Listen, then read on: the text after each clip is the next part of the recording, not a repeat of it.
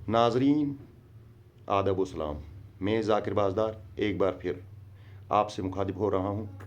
मुखातिब होने की जो गर्ज़ ग़ायत है वो तो बखूबी आप लोग जानते होंगे और सुना होगा, देखा भी होगा कि जुनैद सिद्दीकी साहब का जो कल रात कत्ल हुआ, उनका मर्डर बॉम्बे बांद्रा में हुआ।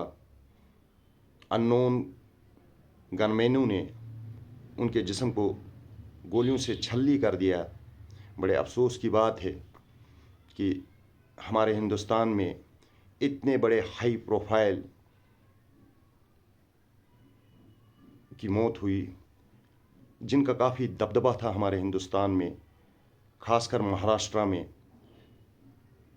3 बार वो एमएलए रह चुके हैं, 1 बार मंत्री रह चुके हैं और आज की डेट में उनका बेटा महाराष्ट्र में एमएलए है और हुकूमत का हिस्सा है। तो अगर ऐसी शख्सियात के साथ इस किस्म की वारदात होती है तो यकीनी तौर पे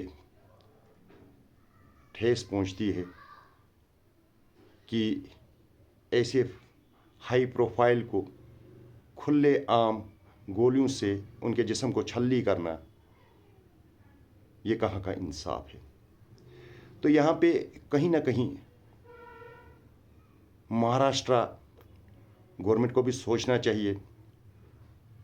उन पे जो ये आज की डेट में इल्ज़ामात लग रहे हैं, शासन के इल्ज़ामात, कि वहाँ का शासन अपना फ़र्ज़ नहीं निभा रहा है और हर 8 दिन 10 दिन के बाद महाराष्ट्र में ऐसी वारदातें होती रहती हैं। वहाँ के गृह मंत्री फर्नांडिस साहब को चाहिए इस पे एक सख्त कार्रवाई की जाए, जिससे ये साबित हो जाए कि जिन लोगों ने उनके जिस्म को छल्ली किया है उनकी गर्ज़-ओ-ग़ायत क्या थी। और सुनने में आ रहा है लॉरेन बिश्नोई गैंग से ये मर्डर जुड़ा हुआ है, जबकि लॉरेन बिश्नोई जो गुजरात की जेल में इस वक्त भी बंद हैं।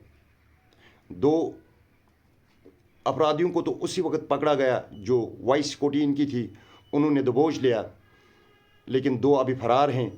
आने वाले वक्त में इंशाअल्लाह उन 2 को भी पकड़ा जाएगा और हमें पता चलेगा कि इस मर्डर के पीछे किन लोगों का हाथ था और उनका मकसद क्या था।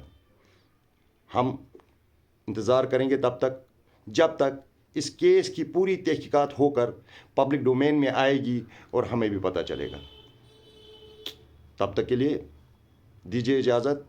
आपका खादिम, आपका हमदर्द, आपका ज़ाकिर बाज़दार। अल्लाह हाफिज़।